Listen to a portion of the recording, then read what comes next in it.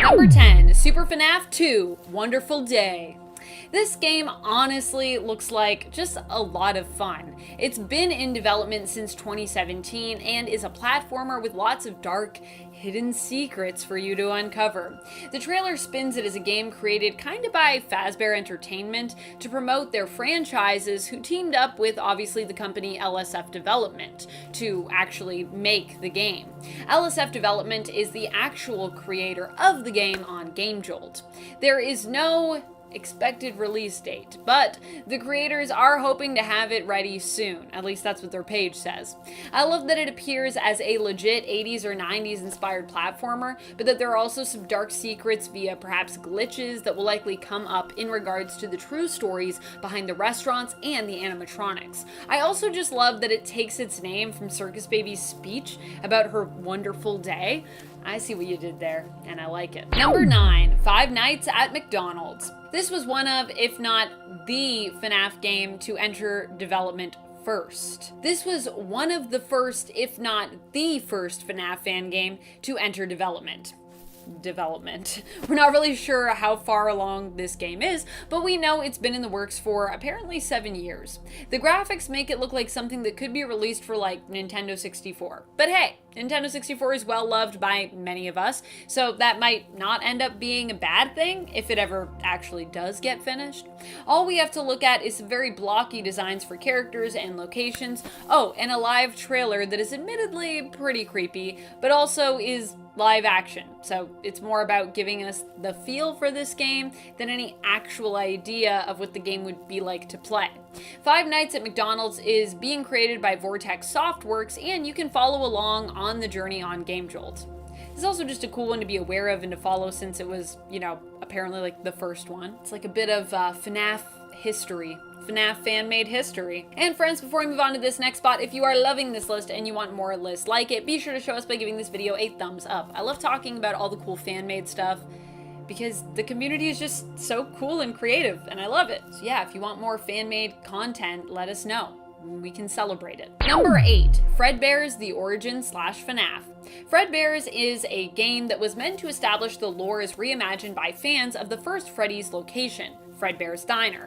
It's implied based on teaser trailers and the description that you, in fact, may play as the killer in the series, but that at least for a time you're kind of unaware as to if you're responsible for any deaths or if something else might be going on.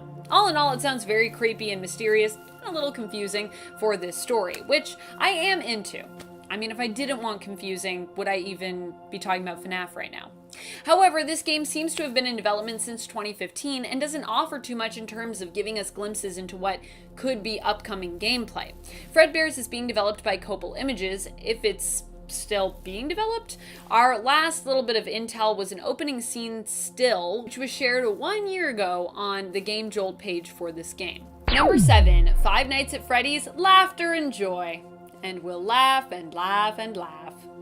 This game looks like it has a promising premise from the description, but it will likely never see the light of day or the darkness of night, as it's been in development since 2014. There also isn't much content on its GameJolt page to suggest that it is anywhere close to being ready, or that it has even been continually worked on since it was announced.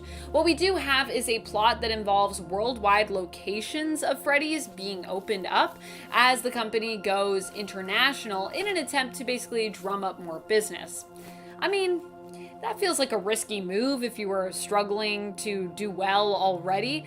Also, where would you then get all that money to open all those locations internationally? But still, it's a cool idea if you can suspend your disbelief when it comes to the actual business side of that. I mean, maybe they were just like, hey, you can open a Freddy's in your place, just like you have to invest all the money. And then I guess it's a good idea. Either way, it's still a cool idea if you can kind of suspend your disbelief when it comes to perhaps the actual business side of that. The other interesting info we are given is an idea of the animatronic roster, including a new animatronic named Jammy Jr., who I really want it to be a cannibalistic Jammy Dodger animatronic. I know that's asking a lot, and I know that we'll probably never get this game, but if that could be a thing, I would love it. Number 6, Animator's Hell. This one has a few demos available, but that's it if you're looking to play. It's by Gestalt Games and can be found on GameJolt if you're looking to check out what is available at this point. The good news is the second demo came out only a few weeks ago.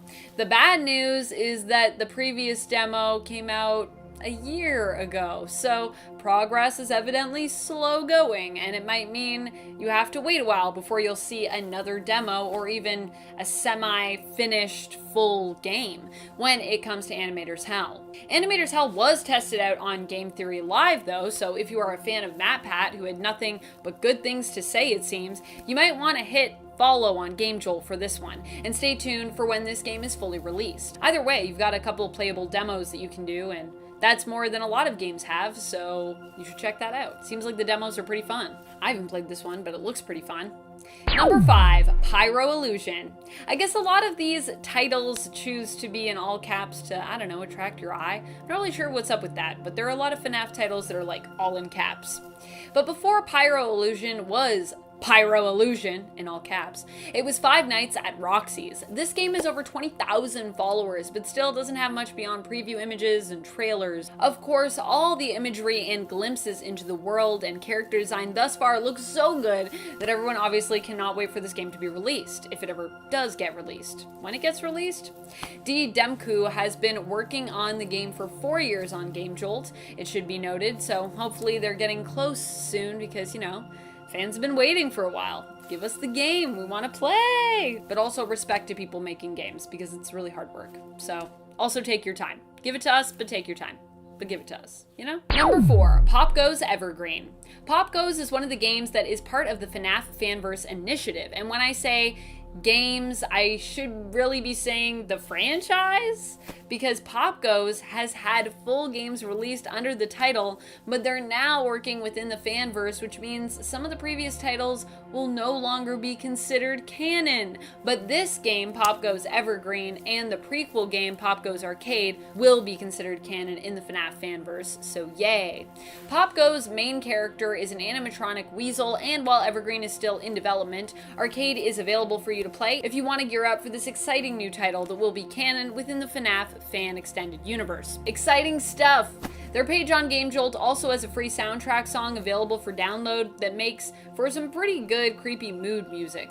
Pop Goes Evergreen is being created by Kane Carter, so thanks Kane. Number 3, Five Nights at Candy's 4. This title isn't even fully finished yet. FNAF 4 is currently listed as just that, with the words working title following it in brackets. Five Nights at Candy's 4 is also created by Emil Ace Mako, the same creator behind the previous Candy's games within this franchise. And honestly, although there isn't much up for this game yet, it looks like one of the most scary ones to have come from this series. Five Nights at Candy's is also being welcomed into the FNAF Fanverse, so we can also expect to see these games making their way to consoles and mobiles soon. Ace has promised that this game will center more on Candy than on the rat, and will deliver tons more minigames because obviously minigames are the best. FNAF 4 seems to have been worked on for about a year, so while it's currently unreleased, odds are good we can at least expect to see this one at some point in the near future.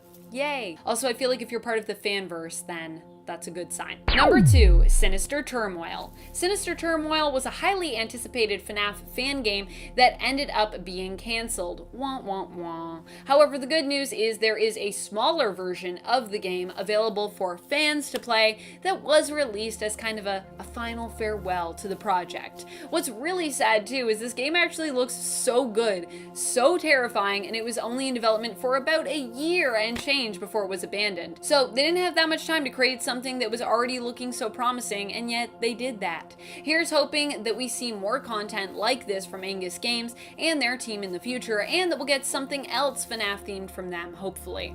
The other thing that I love about this one is that it had a more mature rating in comparison to other FNAF fan-made games. So if you were looking for something that's like a little bit more adult in terms of the violence or the content, then this is a game that was trying to do that, which I appreciate as an adult that likes these games. Number 1, Porkchop's Horror Show. This game is a FNAF-inspired fan game with a very different premise from what I'm used to with these fan-made games. In Porkchop's horror show, you play as a contestant looking to earn money and fame as you attempt to escape a maze-like what appears to be asylum filled with death traps, while Porkchop attempts to hunt you down and kill you after tormenting you first. It's apparently not going to be an easy kill. That's what the description promises. Porkchop's horror show was, I believe, canceled, but is currently uncanceled and maybe still in development. It is being created by Fiznom on GameJolt and has been in development since 2018. So hopefully it's uncanceled and we'll see it soon. And at 10, Final Nights. While originally this number was meant to be the Willy's Wonderland fan game, I couldn't find any information on it, and nobody who played this game included links in their description. Yet if we don't put a link to something we play, everyone flips out on us. No matter the double standard, Final Nights is much more fitting game for this list.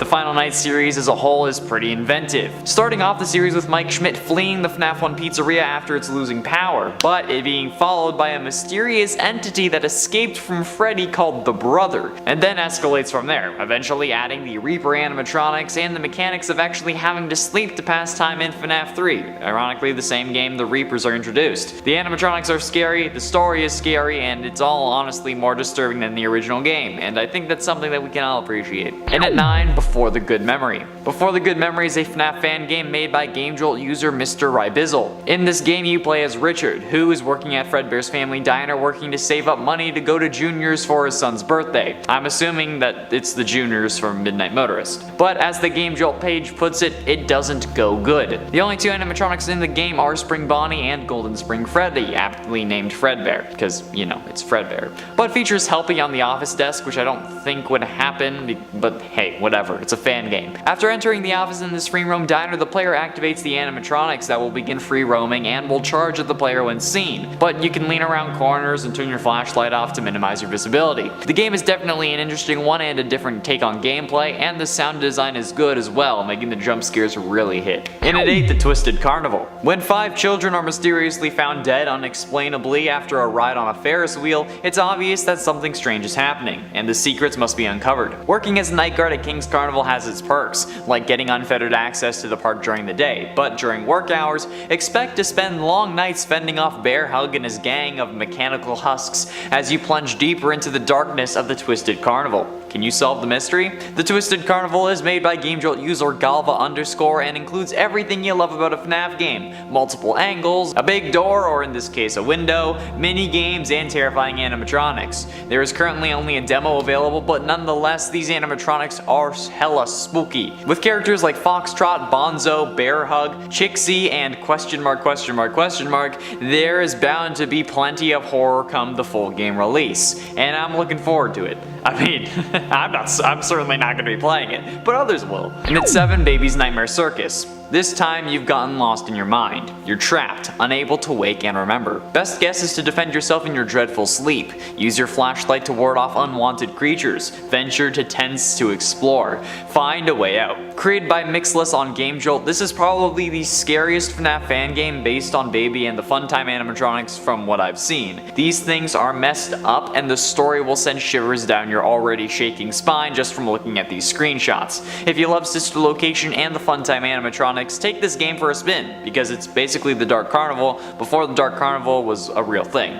It's great. It's also ironic that I'm saying about this one and not the Twisted Carnival, but that's twisted, not dark. And at 6, Twisted Reality. Created by GameJolt user PanPie, Twisted Reality is based on the second novel of the official FNAF series, The Twisted Ones, but is featuring other fan-made animatronics such as Twisted Fredbear instead of the official Twisted animatronics. The game was cancelled as the developer lost interest in the game, however, he is now currently making a reboot of the game called Twisted Reality Returns. The game takes place in Fazbear's Frightening Museum, where you're the, you guessed it, night guard who has to defend themselves from the dangerous Twisted animatronics buried underground. But during the day, while they may not come out, they still track you. The game currently has 3 animatronics and the player must use different ways to defend themselves. The player has a TV and a security monitor. While TV is used to check on infected Freddys, the player can use the security monitor to check on Twisted Fredbear. The power supply is limited, so the player must make sure to shut off their TV to cool down the generators. There is also a flamethrower feature in camera 3B in the monitor as well. This can be used to ward off any attackers. because, you know, it's fire. And the twisted animatronics are some of the most terrifying ones that we've been described, so it's bound to be fun. Halfway through into number 5, Golden Memory. Golden Memory, now Golden Memory Remastered, is a fan game created by GameJolt user Wester and features some damn good graphics from what I've been seeing. So if that's your cup of tea, I'd suggest that game for you. The game takes place at Fredbear's Family Diner in 1983 and features 4 animatronics: Spring Bonnie, Fredbear, Freddy, and Bonnie, all with different mechanics, but also simple to send away. The jump scares are scary, and while the gameplay is simple, with animatronics appearing in your office and you needing to click a button to make them go away, when they do appear in your office, it's terrifying. Trust me, play it for yourself and you'll end up yourself. But yeah, play it for yourself, I'm not doing it. And at 4, Pork Chop's Horror Show. Created by GameJolt user Fiznom, who is the one developing FNAF Plus as part of the Fazbear Fanverse initiative, Pork Chop's Horror Show is a mix of free-roam point-and-click horror with the classic FNAF survival thrown in there to spice things up. Welcome, dear contestant, to the experience of a lifetime inside the reinforced walls of Pork Chop's Horror Show, where the brave and mentally unstable alike come to throw their lives away for the promise of money, prizes, and fame. Relatable. Survive the winding corridors of the haunted meat factory, where our mechanical but maniacal friend Pork Chop will hunt you down and make you wish your death were as quick and painless as a simple jump scare. However, the game is currently on hold since they're prioritizing FNAF Plus, which is understandable, but nevertheless this looks horrifying, and if you want a taste, you can play Pork Chop's Adventure, which is a separate GameJolt game, but still by Fiznom. And at 3, Five Nights at Fredbear's 3. Welcome to Fredbear's Family Diner, also known as William's Restaurant, a new pizzeria burger restaurant based off the old Fredbear's Family Diner and Fredbear and Friends. You work as a security guard from 12 a.m. to 6 a.m. and fend off animatronics for 5 nights. Not only that, you have to stay until 7 a.m. to conduct repairs on the animatronics too. You have 5 days until the party, so let's get ready. Five Nights at Fredbear's 3 is getting a free roam remaster coming soon, and the game currently has a demo available as well and features your favorite killer animatronics and more, with new infected variants on the originals from what I've seen in gameplay videos. At least, if they weren't lying. The game is being made by Jordan is Grade 505, which pains me to say because that's my sister's name, on GameJolt, and the demo was released 6 months ago, but they still post regularly on GameJolt, link on their GameJolt page, so you can follow them if you'd like updates. The game looks absolutely horrific and wonderful, but again, I'm not gonna play it. You can. Penultimately, in at number 2, Dormitibus. Dormitibus is a fan game that was developed by Blackout, Own Trick, Stephen Mater, and Super Arthur Bros. Faced with dangerous robotic abominations, the player has to survive 10 nights of terror and panic. The only thing that you're given to defend yourself is an old dusty desktop computer and your own reflexes. The player is challenged by a whole horde of robotic monstrosities who, ironically enough, used to be the protagonist's friends. This game is absolutely nuts, and the story is some of the darkest that I've seen. The game was made before the release of FNAF 4, so only includes details from the first 3 games, but it only needs those. Jesus Christ, if you're into some up then play this game, because there is gore galore, okay? With animatronics constantly showing decaying muscle and blood, and the muscles like stretch. Oh my god. If you've seen any of the alternate animatronic lists on this channel, then you'll have seen the Havoc animatronics or Garvey, this game's version of Springtrap, and just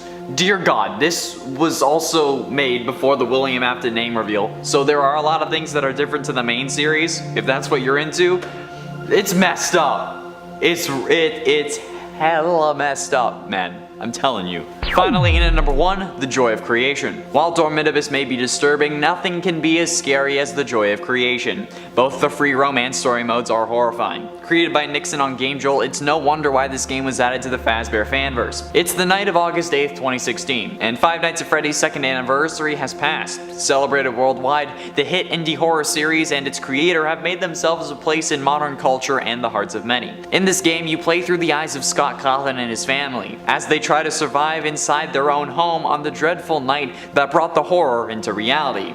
The scorched beings, whose origin and motives are yet unknown, find secrets lurking in the house and uncover the mysterious events that led to the cancellation of the next game in the series. You play in our world, up against ignited versions of our favorite animatronics. How is that not terrifying? You'll be in for a treat when playing this game. Each level has its own gameplay type, so it's not the same thing every night, and it's incredible. If you haven't played it, I highly suggest that you do. I haven't played it, but I've watched it.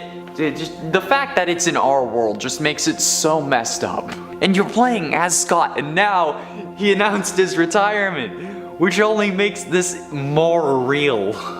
And it's not okay. And a 10, Five Nights at Boys. What the actual living hell is this game? Five Nights at Boys is a series of FNAF fan games made by using RPG Maker, so obviously not following the same principles as the original games. And it's a very crude take on the franchise that has you battling against party favors and recruiting other animatronics to join your team like a messed up version of Pokemon Mystery Dungeon. The ultimate goal of the game is to defeat all security cameras and then defeat the final boss, and clearly it has an entirely different tone than the other games. The first game is based on the original FNAF, but introduces characters from the second like toy animatronics, Balloon Boy, and the Puppet. The second game is based on FNAF 2, with Toy Freddy being the main protagonist, and the third is based on FNAF 3, with Springtrap and Golden Freddy as playable characters. The games also have a final mixed version with a new story and updated content and balancing. The creators of F-Boys were fans of Golden Freddy's debauchery simulator, so aspects of those games have been covered as well.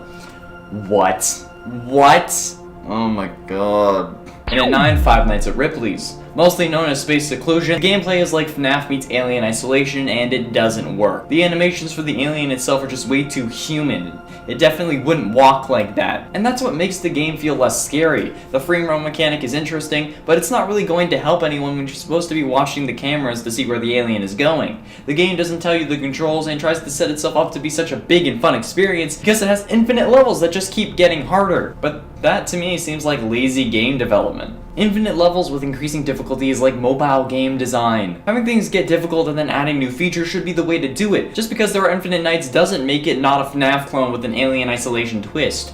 And the name, Space Seclusion. Really? Talk about not creative, you just opened up the thesaurus and then found a synonym for isolation. And where do the aliens live? Space. And at 8, Five Nights at Weed. Created by a super Christian, which I think is ironic in and of itself, the only video on GameJolt page is called I Love You, and it's just a crappy doll stop motion, and the only description of this game is a link to a couple of the sounds used in the game. The comments on the game are atrocious. Aside from people legit commenting first comment 2018 and first comment 2019, people are saying the game doesn't work and you can't do anything. They also are having viruses, as one of the commenters says. These comments are worse than the ones in the other FNAF videos hating on us for misgendering a robot. Like, it's literally a robot, who cares? They say the game is incompletable and that there is no point in playing it, and I'll take their comments as fact, because apparently even PewDiePie played this and couldn't get it to work. I don't want to give my computer some virus that's going to cause it to have to stay in its case for the next month and a half.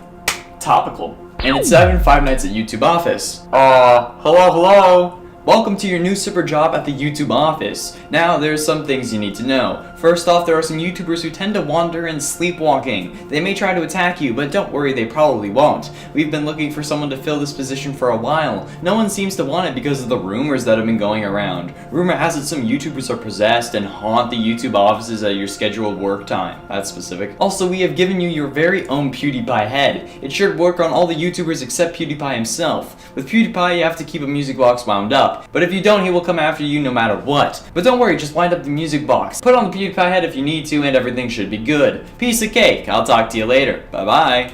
That is the description this game gives you, and I had to correct some grammar. And man, this guy doesn't even know how to use periods.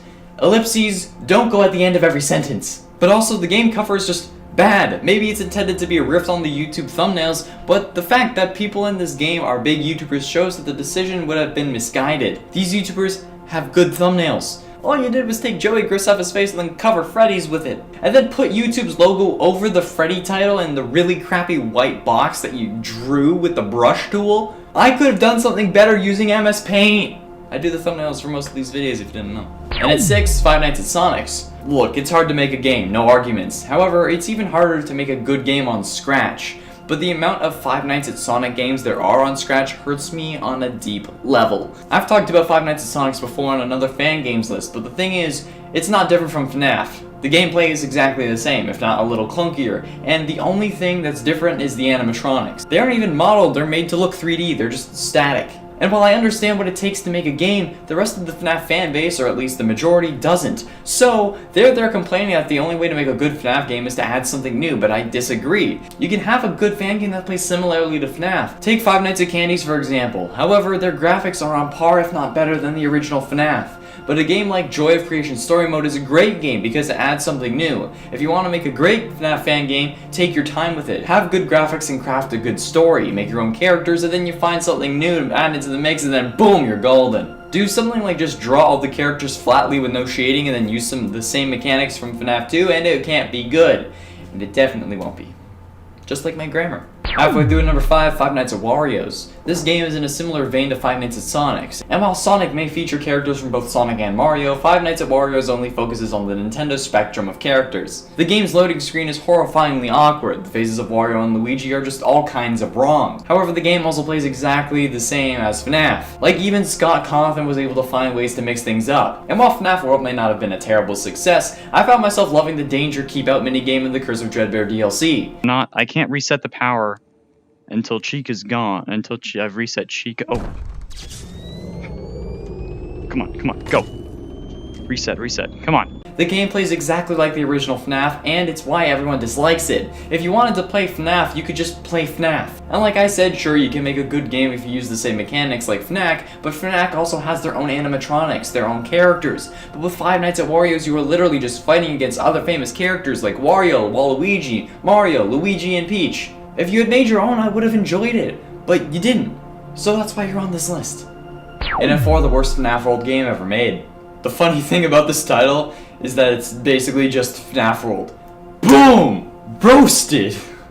But actually, though, the game is literally the worst FNAF World game. The screen is split into the full screen game and then another version of the exact same thing, taking up a quarter of your screen in the top left. The ability to focus on that corner is lost to me, and I don't want to have to touch this game with a 10-foot pole. The game gets stuck on a new item screen for like 5 minutes and then it's just basically FNAF World, which is really illegal and does not fall under fair use since the damn thing isn't different enough. It's not like if the game has bugs and then you fix them, it's a different game. Unless it's Skyrim, because if it's Bethesda, it's not a bug, it's a feature. But still, fixing bugs or making more content doesn't change the contents of the game, and therefore the game is highly illegal. It's only at number 4 because it will get worse from here. Bear with me. These next few are laughable. Getting close to the end at number 3, 5 Dank Nights at Memes. Look, considering how every time I try to say this title I say 5 Nights at Dank Memes instead of the actual title should speak for itself. While yes, the game is bad, it somehow managed to get itself 2 sequels, one of which is still in the works to my knowledge. There's a phone guy call that is literally a robot reading the same Night 1 phone call that you get in FNAF. Plus, the doors are just red and gray boxes that say Meme Door and Big Meme Door on them. Oh, also it's on Scratch. The cameras are inaccessible as far as I could tell, and the fact that Shrek is the one who killed me is sad. And he only killed me because there was a delay between opening the doors and then closing them again, which isn't present in the normal game. While yes, you made a game and it's impressive, you took no care in making the game good. If you had a little more concentration or devotion and had tried this again, it may have been good, but it's also available on Scratch and there is no good FNAF games on Scratch. And at 2, the worst Five Nights at Freddy's fan game. The worst Five Nights at Freddy's fan game ever is, as it suggests, the self-proclaimed worst FNAF fan game ever. Loosely based on the original FNAF game, the game itself has no plot, kind of like the original, before the others came out. It takes characters from multiple different universes and puts them together in combination with canon characters like Chica, and also terribly made original characters. The list includes Bubsy the Bobcats, Shrek the Ogre, Chica the Chicken, Slime the Slime, Dolly the poorly made doll, Mad Father, a Psycho Man, and Ouija the evil Luigi who appears when you run out of power. But sadly enough, this game, despite all the bad characteristics of it, is beat out by one game. What could this game be? How on earth could it beat out the worst Five Nights at Freddy's fan game? Well, finally, and at number 1, Five Nights at the Car. The description of the game is, "Hey bro, thanks for doing this job. You are a 10-year-old kid who is in his car at the mall waiting for your mom, but weird things want to kill you, so your job is to protect yourself from them. If you're hearing this, you're crazy." What? This game is so absurdly bad, it hurts me. Thanks for doing this job. We're 10 waiting in a car. What job? The game is literally just a PNG file that looks absolutely atrocious with no functionality. Don't get me wrong, I know it takes a lot to make a game, but I could make a better game than this with Scratch. This is just a cardinal sin of humanity, and it needs to be put down. Take it out to pasture. Put a bullet between the eyes. God, I hope this was a joke. It's a PNG file. Ah! It's so bad.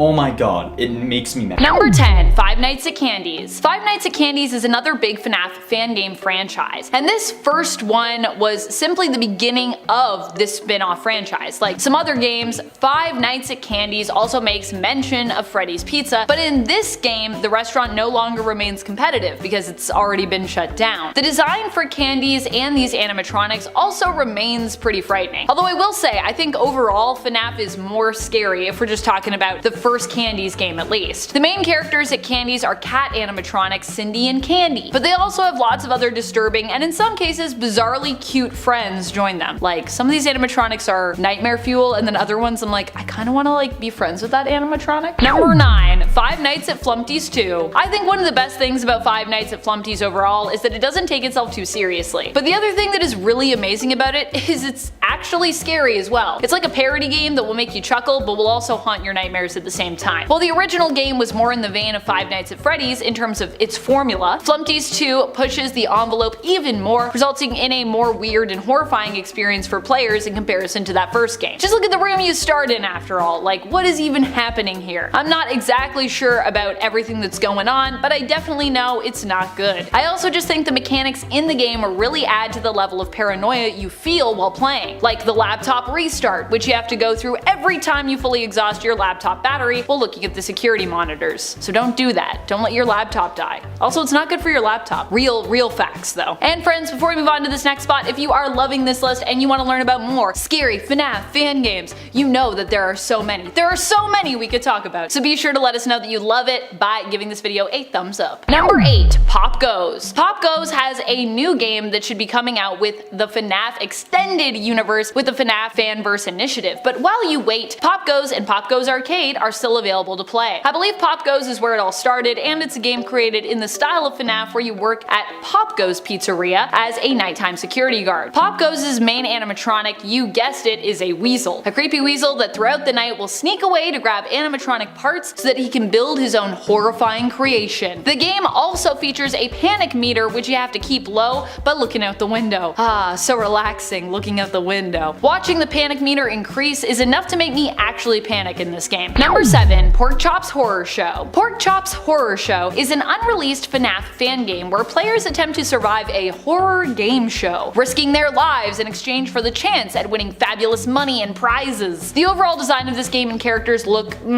pretty terrifying, which is why, despite it not being released yet, many fans of the FNAF franchise were still excited to see and play it. Of course, it has been in development for a long time and has even been cancelled at least once, only for the promise of it to return to us, those of us who are eagerly awaiting its release. If it is ever released, it will be a combination of point and click mechanics and free roam. Until it does, we only have the stills, preview, and promise of it to keep us going. However, it is also part of the Fazbear Fanverse initiative. Scott Cawthon announced on Reddit that its developer Fiznom would be bringing an original reimagining of FNAF to the FNAF verse. Although this game wasn't necessarily listed, a lot of us are like, that's gotta be Pork Chop's Horror Show. So who knows, it could still end up happening. Keep those fingers crossed, my friends. Number 6, Those Nights at Rachel's. Is this game just a better FNAF game? In my opinion, sort of. In this game, you are a security guard at Rachel's where you must try to survive through the entire night shift and prevent the animatronics from attacking you. The game was made in Unreal Engine by the popular and accomplished FNAF fan game designer extraordinaire Nick Som, who also designed another horrifying FNAF fan game you may have heard of, The Joy of Creation, and others within that series. So yeah, that's the level we're at with this. Some of the animatronics featured in Those Nights at Rachel's I actually find more horrifying to gaze upon in comparison to the core animatronics from Five Nights at Freddy's. The other thing I love about this game in terms of the horror elements when it comes to the game's story is that it actually takes place in the same world as FNAF, at least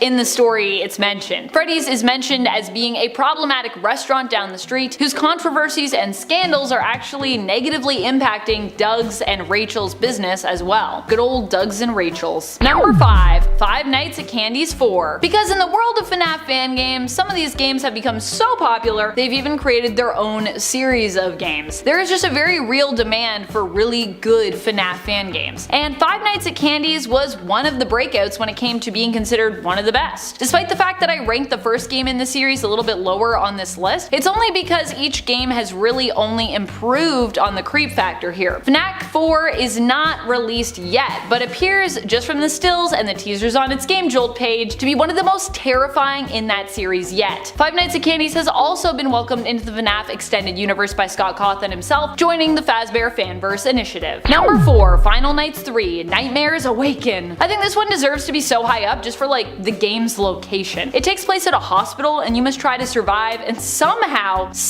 sleep while also dealing with Reaper animatronics, which is about as scary as you can imagine. Also, hospitals in general are just scary. In fact, it actually might not even be scarier than you're imagining if you haven't played this game before, so you need to go play it. Something as well about the idea of sleeping while all this madness is going on just breaks my brain in a way. Like, I don't want to sleep if there are things hiding in my closet. I don't want to do that. How am I supposed to sleep knowing that these Reapers are out there wanting to probably tear me apart? And every time I wake up, I'm probably gonna get die. That's what's about to happen. I'm like, I can't sleep. Number 3, The Joy of Creation. The Joy of Creation is the game that started it all for this franchise. It was inspired by Boogeyman and FNAF 4. Here you play as Scott Cawthon himself, fending off animatronics who seem to be attempting to scare and threaten you to encourage you, I guess, to make even more animatronics or even more games. The Joy of Creation has some very disturbing designs when it comes to the animatronics, and although the game is simple, it's very well put together. The character of Scott in this game also seems to be a bit like William in the sense that he also apparently has animatronics and is warned at the beginning of the game that if he doesn't replace the mainframes on his animatronics, they're going to be like a danger to those that they perform for. So he seems to also be a builder of animatronics. This game, I believe, was only ever developed as a demo before it was abandoned, but if you love it and you find it as terrifying as I do, you can check out the finished and remastered version, The Joy of Creation Reborn. Number 2, Five Nights at Treasure Island. Five Nights at Treasure Island was possibly one of the first fan games ever made based off of the FNAF franchise, and I gotta say, it's a pretty good one. It still holds up to this day. This one blended together the mechanics of FNAF with the oh so cursed world of Disney. At least we all like to imagine the world of Disney is cursed. I don't know how cursed it is in real life. In Five Nights at Treasure Island, you face off against animatronics at Old Treasure Island, which are Disney icons including Mickey Mouse, Donald Duck, and Goofy, or really messed up versions of them. Another interesting and disturbing part of Treasure Island is that the animatronics, or toons in this case, are all super twisted in some way. Honestly, in retrospect, this game reminds me now of a combination of Bendy and the Ink Machine mixed with FNAF. Number 1, The Joy of Creation Story Mode. I feel like The Joy of Creation has elements of FNAF 4, but if it was like